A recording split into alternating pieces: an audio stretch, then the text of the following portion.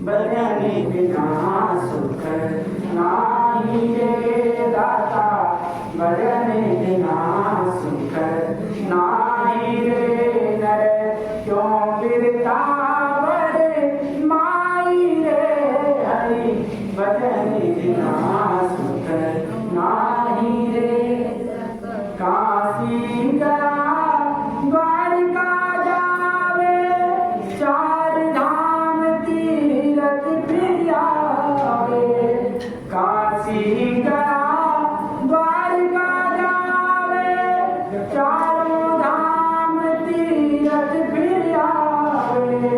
मन की मैल चाहिए हरि, भजन बिना सुख नाही रे दाता, भजन बिना सुख नाही रे नर, क्यों बिरथा बड़े माई रे हरि, भजन बिना सुख नाही रे। छाप तिलक बहु भांति लगावे, सर पर जटा बभूति रमावे। छाप तिलक बहु भांति लगावे, सर पर जटा बभूति रमावे। हृदय शांति में आई रे हरि, भजन बिना सुख नाही रे दाता, भजन बिना सुख नाही रे। वेद पुराणे पढ़े बहु भारी, खंडन मंडन अमर बुझारी। वेद पुराणे पढ़े बहु भारी, खंडन मंडन अमर बुझारी। बिरथा लोग बड़ाई रे हरि, भजन बिना सुख नाही रे दाता, भजन बिना सुख नाही रे। चार दिवस जग बीच निवासा, ब्रह्मानंद छोड़ सब आसा। प्रभु चरण चितलाई रे हरि, भजन बिना सुख नाही रे दाता, भजन बिना सुख नाही रे। तो प्रेमी सज्जनों, हरि भजन बिना सुख नाही रे। हरि के भजन के बिना सुख नहीं है इस संसार में। बड़े बात समझ लेने की हो। हमारे गुरु जी ने एक शब्द लिखा, संत जन कैसे होते हैं। संत जन के मुख से अगर क्रोधित वाक्य भी आए तो हमारे गुरु जी ने अपने किताब में लिखा कि उनकी वाणी कैसी होती है। पानी को कितना भी आप पढ़ा, उसके अंदर एक गुण होता है, अगर वो आग में डालोगे तो आपको बुझाएंगे। क्यों? तो इसलिए संत जन जो कुछ भी कहते हैं वो आपको समझाने के लिए, आपको ले जाने के लिए, आपके अंदर परिवर्तन लाने के लिए कहते हैं। अगर आप किसी बात को दिल से ना लें, वास्तव में सच्चाई जाने की, ये जो संसार में हम कर रहे हैं, ये संसार के जितने भी क्रियाकलाप हैं हमारे जीवन में केवल परमात्मा की खोज के लिए कर रहे हैं। अगर नहीं कर रहे हैं, केवल इस दुनिया में रह करके केवल बच्चों का भरण पोषण पालन नहीं कर रहे हैं और परमात्मा की तरफ हमारा ध्यान नहीं है, तो माफ करना अंत समय बड़ा बुरा होगा, बड़ा दुखदायी होगा। तो इसलिए ब्रह्मानंद जी ने भजन लिखा कि हरि भजन बिना सुख नहीं, कि हरि के भजन के बिना सुख नहीं मिले। हरि के भजन के बिना सुख मिलने वाला नहीं है। तो इसलिए कहा कि हे मानव, इस संसार में तुम बेकार की बात में मत उलझो, बेकार की बातों में मत डालो। क्यों? अगर इस संसार में हम केवल भ्रमते रहे, संसार में सब कुछ करते रहेंगे, तो माफ करना संसार के कामों में परमात्मा नहीं है। संसार के किसी भी चीज में परमात्मा नहीं है। क्या परमात्मा नहीं है? परमात्मा तो परमात्मा से ही प्राप्त होगा। कहाँ से प्राप्त होगा? परमात्मा से ही प्राप्त होगा। चाहे हम वेदों को पढ़ लें, चाहे किताबों को पढ़ लें, चाहे लंबा लंबा तिलक लगा लें, परमात्मा इनसे मिलने वाला नहीं। एक बात बिल्कुल ध्यान देने योग्य है, हम लोग भक्ति कर रहे हैं, हमें पता नहीं कि हम कब तक भक्ति कर पाएंगे, कितनी भक्ति कर पाएंगे, कैसी भक्ति कर पाएंगे, किस भक्ति से हमें परमात्मा मिलने वाला है। तो जो भी लोग भक्ति कर रहे हैं प्रेमी सज्जनों, सत भक्ति को करिए।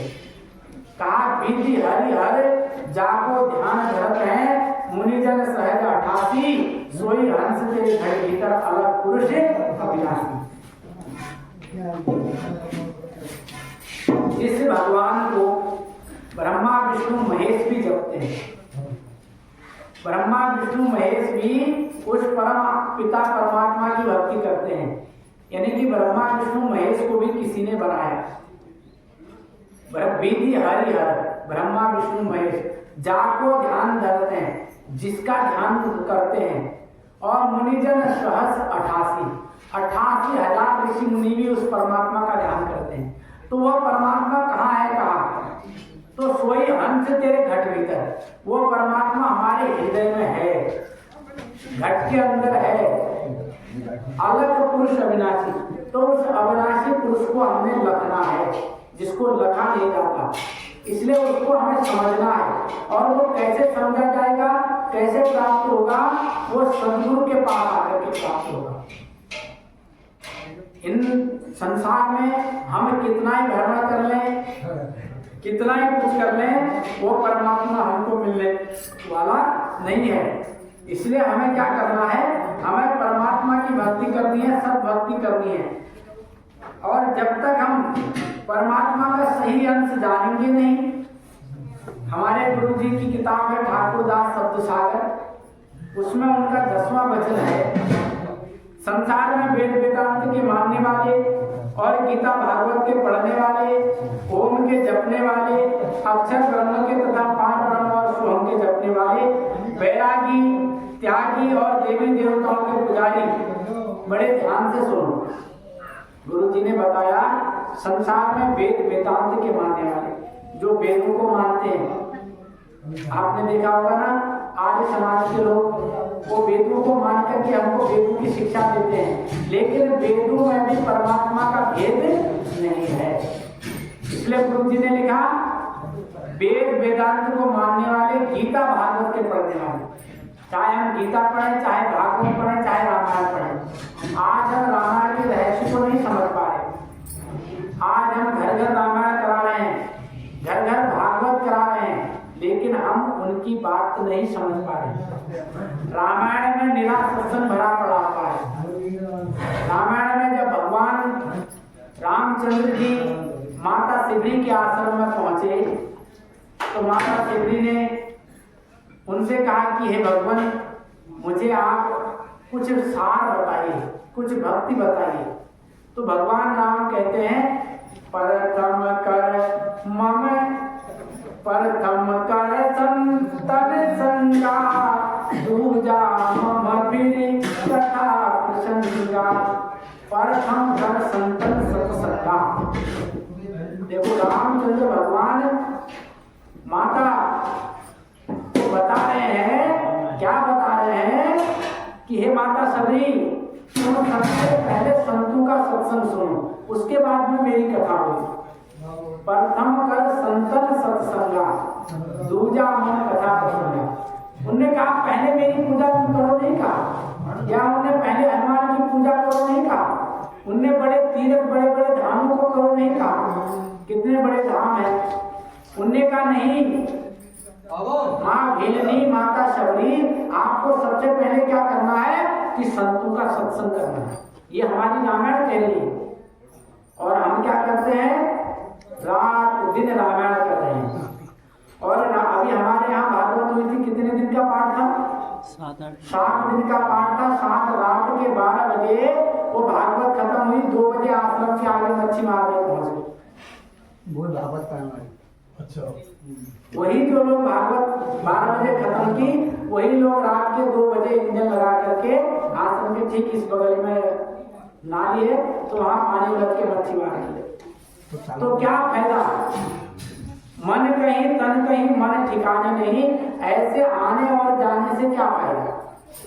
मैल मन का तो धोया नहीं, गंगा जमुना नहाने से क्या करना, कोई फायदा नहीं। मन के अंदर का मैल साफ करो। और ये मन के अंदर का मैल कहाँ साफ होता है? ये सत्संग की गंगा में ही साफ होता है। हरिद्वार या काशी जाकर के साफ नहीं होता। ये जो मन का मैल है वो सत्संग की गंगा में आकर के ही साफ होगा। तो इसलिए गीता, रामायण, भागवत इन कथाओं को करने का कोई फायदा नहीं। 2 दिन के लिए हम कहते हैं आज मंगलवार है, आज हम मीट मांस नहीं खाएंगे। बुधवार किसका बार था भाई? अगर मंगलवार भगवान का बार था तो बुधवार राक्षसों का बार होना चाहिए था। उस दिन इंसान ने अपना काम का बंद कर देना चाहिए। शनिवार को तेल नहीं पिराते, शनिवार को तेल नहीं खरीद के लाते। जिसकी तेल की कंपनियां चल रही है, फैक्ट्री चल रही है, अगर वो एक दिन तेल न पिलाए उसका लोगों का घाटा हो जाए। जिसको हम शनिवार को तेल दान कर रहे हैं उसका भला हो जाएगा, हमारा घाटा हो जाएगा। अरे क्यों पड़े हो ना आनंद तुम्हें? क्यों दिमाग को उलझा दिया है तुम्हें केवल अपने भरण पोषण के लिए कि इंसान 7 दिनों में इस दिन हमको देगा, हम खाएंगे, हमारा भला होगा। तेरा भला होगा और देने वाले का नहीं होगा। उसके घर का शनिचर अगर 10 घरों में कोई शनिवार को तेल मांगता है तो उसके यहाँ 10 शनिचर बन जाने चाहिए ना। उसका तो मटिया मेट हो जाना चाहिए, लेकिन उसके यहाँ शनिचर नहीं जाता। दूसरे शनिवार को भी वो आता है और तुम्हारा जिंदगी भर शनिवार जाता ही नहीं। क्यों? यही तो कर रहे हैं ना। हमारा शनिवार जाता ही नहीं और उनका शनिवार कभी बुरा होता ही नहीं।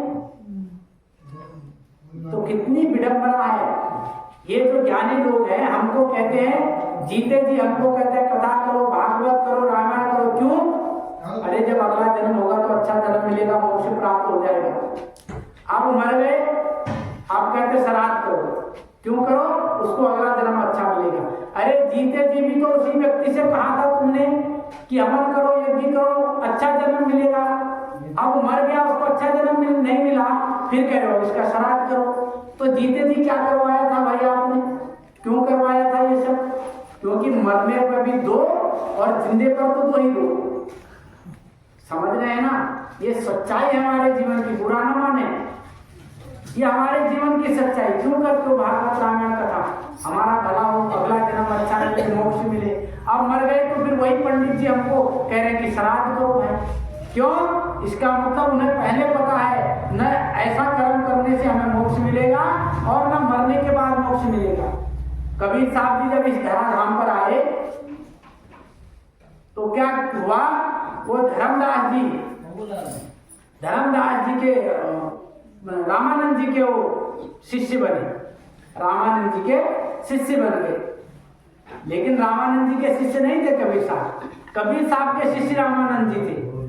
लेकिन दुनिया को दिखाने के लिए कबीर साहब पूर्ण परमात्मा थे। उन्होंने किसी मां के गर्भ से जन्म नहीं लिया। उनको केवल फूल पर, कमल के फूल पर लहतारा नामक तालाब पर एक मछुआरे ने, दोनों उन्होंने पाया, पति पत्नी ने। उनके आने का पता नहीं है, जाने का पता नहीं, क्योंकि परमात्मा कभी गर्भ से जन्म नहीं लेते। तो उन्होंने संसार में लोगों को दिखाने के लिए गृहस्थी भी बनाई और अपने घर में रह करके लोगों को सिखाया कि जंगल जाने की जरूरत नहीं है, घर में रह करके भी परमात्मा की भक्ति की जा सकती है। ये संदेश दिया। रामानंद जी को भी गुरु इसीलिए बनाया। रामानंद जी कर्मकांडी गुरु थे, हवन यज्ञ करते थे, मूर्ति पूजा करते थे, पूजा पाठ करते थे। लेकिन उन्होंने गुरु इसलिए बनाया दुनिया को संदेश देने के लिए कि कहा कि गुरु के बिना तारण नहीं होगा। लेकिन रामानंद जी एक बार पितृपक्ष में कबीर साहब को कहा कि कबीर जाओ गाय का दूध लेकर के आओ। कबीर साहब ने कमंडल पकड़ा और रास्ते में चलते बने एक मरी हुई गाय मिली, उसके आगे घास डाल दिया और थन पर डिब्बा रख दिया। अब बैठे रहे। बड़ी देर हो गई। रामानंद जी ने कहा भाई क्या बात है, कबीर अभी भी नहीं आया। तो वो गए ढूंढने, क्योंकि वो तो मुहूर्त से ही देखते हैं ना। क्यों? मुहूर्त अगर छूट जाए तो फिर तो वो भी नहीं होगा, उनका कर्मकांड भी नहीं होगा। वो गए तो रास्ते में देख रहे हैं मरी हुई गाय के आगे घास डालने के थन पर डिब्बा रखा। बोले कबीर पागल आगल हो गया क्या? बोले क्या बात है गुरु जी? अरे बोले कि मरी हुई गाय है, इसके मुंह पर तूने घास डाल रखी है, थन पर तूने डिब्बा रखा है, इतना दूध देगी ना घास खाएगी। बोले गुरुजी बड़ी अजीब बात है, ये तो अभी की मरी ताजी गाय है, अगर ये घास नहीं खाएगी, ये दूध नहीं देगी, तो आपके पितृ तो आपके बुजुर्ग कब मर गए? हमने कहा वो तो बहुत साल पहले मर गए। तो बोला फिर वो कैसे खा लेंगे? तो रामानंद जी को उसकी बात बड़ी बढ़िया है। तो उन्होंने कहा कबीर, तब रामानंद जी को इस प्रकार से चिताया, उन्होंने कहा कबीर वास्तव में ये बात सत्य है भाई, अभी मरी गाय घास नहीं खा रही है, दूध नहीं देगी, तो आज से 10 साल बाद पहले मरे हुए उनको तो जन्म मिलना था जो मिल गया होगा, फिर हम किसका तर्पण कर रहे हैं? तो असल में हमको इन कर्म कांडों में उलझा दिया गया। सत्य को बताने वाला कोई आया नहीं, राह सिखाने वाला कोई आया नहीं। रामायण तो हमारी कह रही है कलयुग केवल नाम आधारा, सिमर सिमर नर होए हैं पारा। वो तो रामायण हमारी कह रही है, रोज पढ़ रहे हैं सबों को, और सारे लोग पढ़ के समझा के भी चले जा रहे हैं। वो कह रहे हैं कि कलयुग केवल एक नाम आधारा, कलयुग में किसी का सहारा नहीं है, न यज्ञ का सहारा, न हवन का सहारा, न मंत्रों का सहारा। कलयुग में सहारा है तो केवल एक नाम का सहारा, जिसको सिमरन करने से इस भवसागर से पार हो जाएंगे। वो एक नाम क्या होगा? उस एक नाम को हमने जानना है। अब उस एक नाम को जानकर दूजा दे बाहर, उस एक नाम को जब हम जानेंगे तो ये जो दूसरा हम कर रहे हैं इसको हमने छोड़ देना पड़ेगा। लेकिन हम कर ही नहीं रहे, समझ ही नहीं रहे। क्यों? क्योंकि हमको इन जड़ों में, इन आडंबरों में इतना उलझा दिया गया है। अगर कोई सत्य भी बता रहा है तो हमारे दिमाग में सत्य फंस नहीं रहा। अगर कोई कह दे कि भाई पीपल के पेड़ को मत पूजो, पीपल के पेड़ को पूजने वाला कनखुजारे का जन्म लेता। कनखुजरा देखा ना, उसको अगर उसके बक्खा लगाओगे तो वही मिलेगा, कनखुजरा मिलता है ना। अरे भाई हम कह रहे वहां परमात्मा नहीं है, इस आडंबर से उभरो, ऊपर आओ, उठो।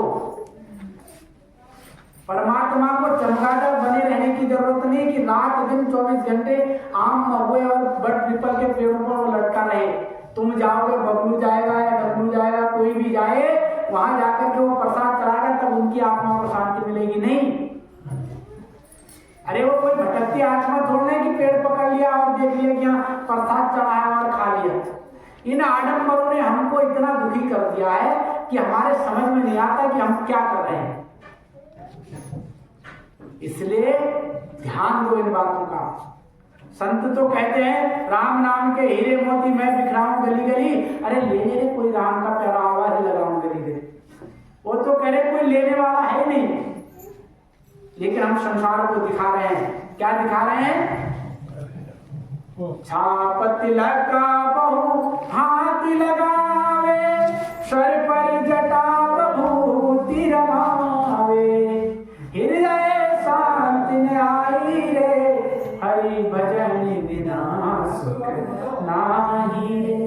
छाप तिलक, बड़े बड़े माथे पर चंदन लपेट दे रहे, इतना बड़ा टीका लगा दे रहे हैं। छाप तिलक बहुभांति लगावे और सर पर जटा बभूति रमावे। इतनी बड़ी बड़ी जटाएं रख देगी। हमारी माता बहनों की इतनी बड़ी जटाएं हैं ना, ये पार हो जाती बेचारे। क्यों? इनको तो स्वयं इतनी बड़ी जटाएं हैं, तुम तो रख रहे हो, इनके तो बचपन से इतनी बड़ी जटाएं हो रही है। ये केवल एक आडंबर है। इसलिए हमारे गुरु जी ने लिखा, इसलिए गुरु जी ने लिखा, वेदांत को मानने वाले और गीता भागवत के पढ़ने वाले, हम नहीं कह रहे। गीता रामायण और हमारे गुरुजी जो कह के गए वही हम आपको बता रहे हैं कि वेद वेदांत के मानने वाले, गीता भागवत के पढ़ने वाले, ओम के जपने वाले, अक्षर ब्रह्म के तथा पार ब्रह्म और सोहम के जपने वाले, बैरागी तथा त्यागी और देवी देवताओं के पुजारी, ऐसे जन वैकुंठ तथा स्वर्ग धाम के निवासी बन सकते हैं। ये पूजा भी आपकी बेकार नहीं। हमारे गुरुजी ने कहा कि भाई अगर भूतों को पूजोगे तो भूत लोग जाओगे, पितरों को पूजोगे तो पितृ लोग जाओगे, देवताओं को पूजोगे देव लोग जाओगे, परमात्मा को पूजोगे तो परम धाम जाओगे। अब इच्छा आपकी है कि आपको जाना कहाँ है।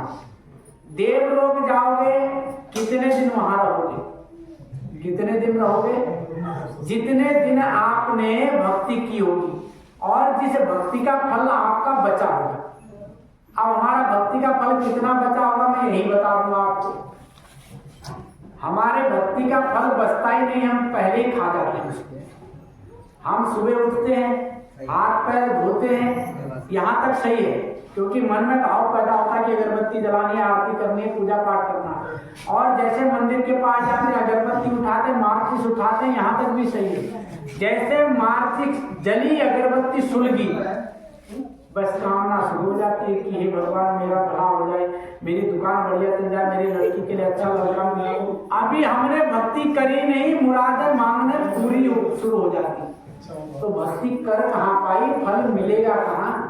पहले ही आपने झड़ी लगा दी वहां, तो भक्ति हुई कहाँ तुम्हारी?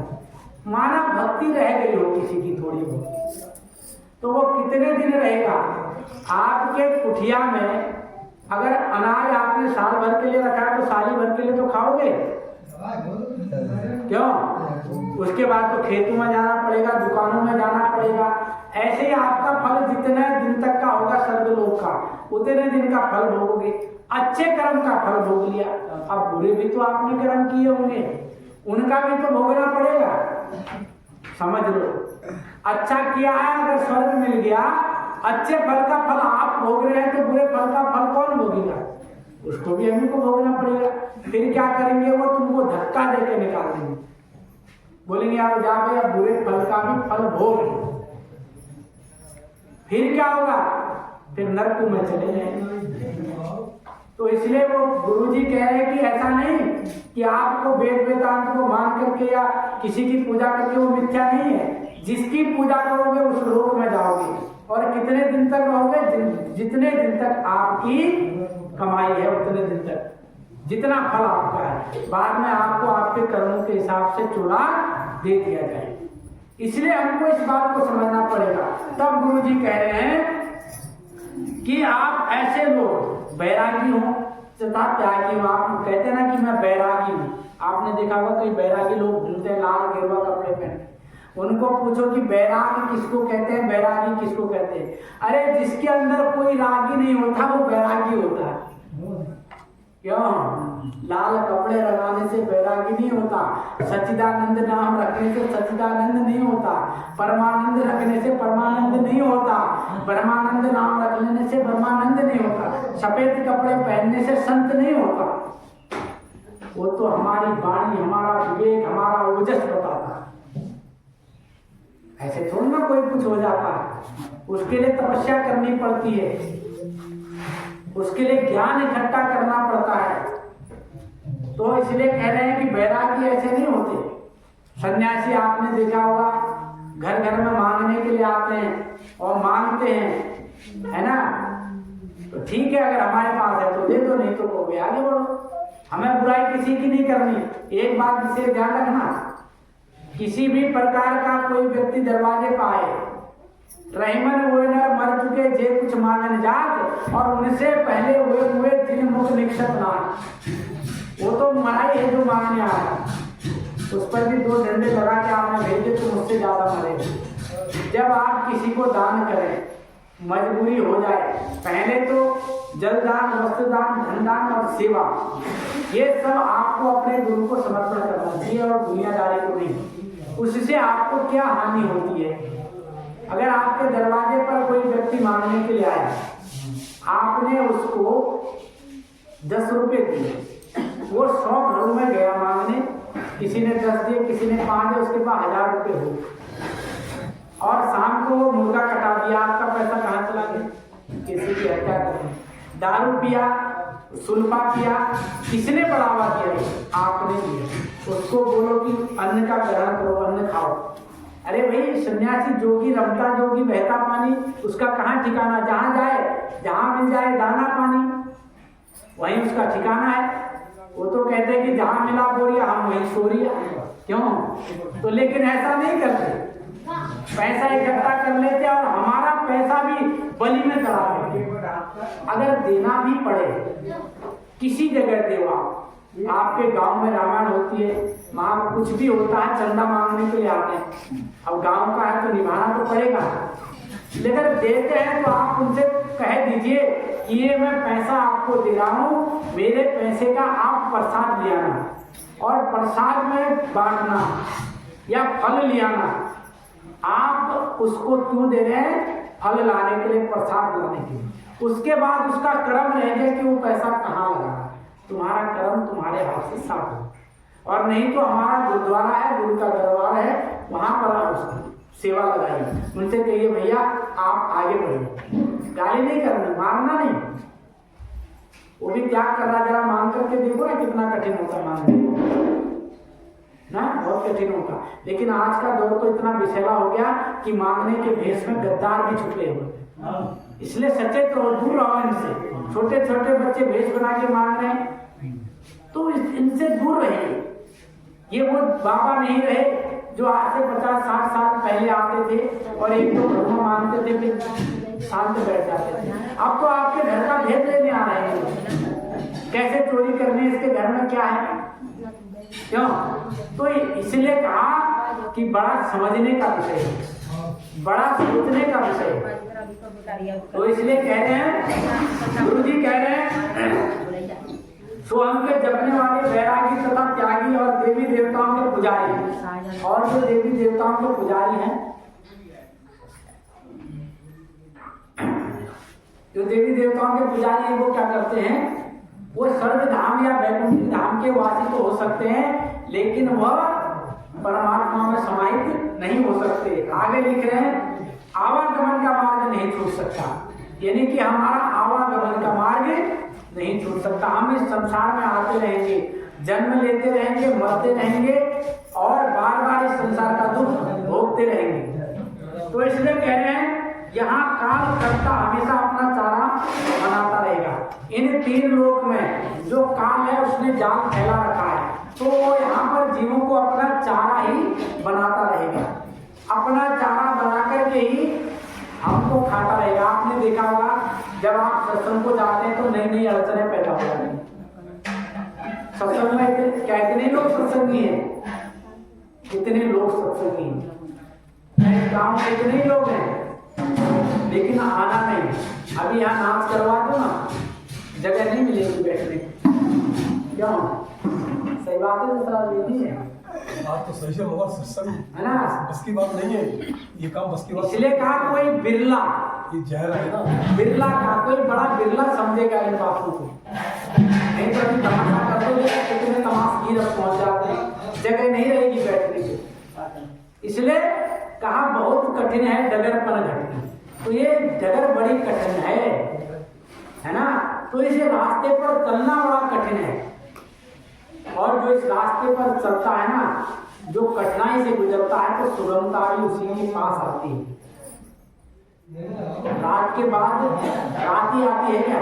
नहीं, रात के बाद सवेरा भी होता है। तो सवेरे का इंतजार करिए, और जब हम इंतजार करने वाले बनेंगे, परिश्रम करने वाले बनेंगे, त्याग करने वाले बनेंगे, तब जाकर के हमको खुशहाली प्राप्त होगी, है ना। लेकिन हम चाहें कि अभी चीज हमको प्राप्त हो जाए, नहीं, अभी नहीं होगी। क्यों? क्योंकि उसका समय निश्चित है। उसके लिए हमको त्याग करना पड़ेगा, बलिदान देना पड़ेगा, अपना तन मन समर्पण करना पड़ेगा, तब जाके हम सत्य को पाने वाले बनेंगे।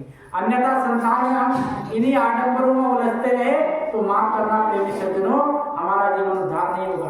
असल में सत्य बात भी यही है, सत्य का संग भी यही है। हमें लोग बताते नहीं, हमको लोग जलाते नहीं, इसलिए सबको जानो। तब गुरु जी कह रहे हैं कि संसार में तो काल हमेशा आपको खाता रहेगा, मारता रहेगा, पैदा करता रहेगा। और इसके आगे जर्मांड देश, जहां काल नहीं पहुंचता, जिसको दयाल देश भी कहा, वहां काल की पहुंच नहीं है। जब हमें वहां का रास्ता पता हो जाएगा, हम उस जगह पर पहुंच जाएंगे, तो फिर काल से हम न्याय हो जाएंगे, फिर काल हमारा कुछ नहीं कर सकता। और जब तक हम इन 3 लोग की भक्ति करते रहेंगे, प्रेमी सज्जनों, इन 3 लोगों को भरमते रहेंगे, हम मरते रहेंगे, जन्म होता रहेगा। आगे लिख रहे हैं 14 पद, सतलोक जहाँ संतों ने दयाल देश कहा है, यही गुरु दरबार माना जाता है। गुरुदेव की दया, गुरुदेव दया चाहता है, गुरु की शरण ही पारस के समान मानी जाती है। जगत जीव लोहा रूपी अवगुणों को विकारों से भरा हो, उसे गुरुदेव अपनी शरण में लेकर उद्धार करते हैं। तुलसीदास जी ने लिखा है, संत दयाल कृपा सुखदाई, जिन्हें पुण्य शरण अधम तर जाई। गुरु दयाल है समर्थ दाता, जिनकी गति नहीं जाने विधाता। पढ़ते होंगे ना रामायण में श्लोक। तुलसी साहब ने लिखा, संत दयाल कृपा सुखदाई, जिन्हें पुण्य शरण अधम तर जाई। जो संत हैं वो दयाल हैं, दया के सागर हैं। इसीलिए तो कहा कि तुम किसी बिंदु मिलो दयामय, तुमको मैं कुमति। मैंने इससे पहले भी बताया था ना, हमारे कैलेंडर में एक आरती आती है, ओम जय जगदीश हरे। उसमें एक लाइन आती है, किसी विधि मिलो दयामय, तुमको मैं कुमति, ओम जय जगदीश हरे। तो उसी के नीचे लाइन में लिखा, अपने हाथ उठाओ द्वार पड़ा तेरे, कि अपने हाथ उठा भाई, कर्म कर, मैं तुझे तेरे दरवाजे पर ही पड़ा मिलूंगा, बाहर जाने की जरूरत ही नहीं। लेकिन कैसे मिलूंगा? सबसे नीचे लाइन में लिखा, श्रद्धा भक्ति बढ़ाओ कर संतन की सेवा, ओम जय जगदीश हरे। उसकी लाइन में नीचे लिख दिया कि श्रद्धा बढ़ाओ। अब कहाँ बढ़ाओ, कहाँ श्रद्धा? संतों की सेवा करने में। उसमें लिख देते हनुमान जी की सेवा करने में श्रद्धा बढ़ाओ, शंकर की सेवा करने में बताओ, हरिद्वार काशी द्वारिका इनकी सेवा नहीं लिखा। इतने बड़े बड़े 4 धाम है हमारे यहाँ।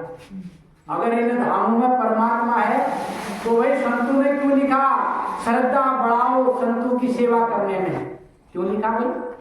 इसका मतलब इनमें कुछ नहीं है, जो कुछ है संतों के यहाँ है। तो तब उन्होंने कहा फिर करूं क्या? उन्होंने कहा पहले तो श्रद्धा बढ़ाओ, फिर नीचे लिखा तन मन धन सब अर्पण क्या लागे मेरा। बोला तन भी अर्पण कर, मन भी अर्पण कर, धन भी अर्पण कर। जब ये सब कुछ अर्पण करने वाला होगा, जब निस्वार्थ भाव से तू गुरु से प्रेम करेगा, तब वो उस 10वें दरवाजे का फाटक खोलने वाली युक्ति बता देंगे। जब उस युक्ति को बता देंगे तो हमारी नियुक्ति हो जाएगी गुरु दरबार में।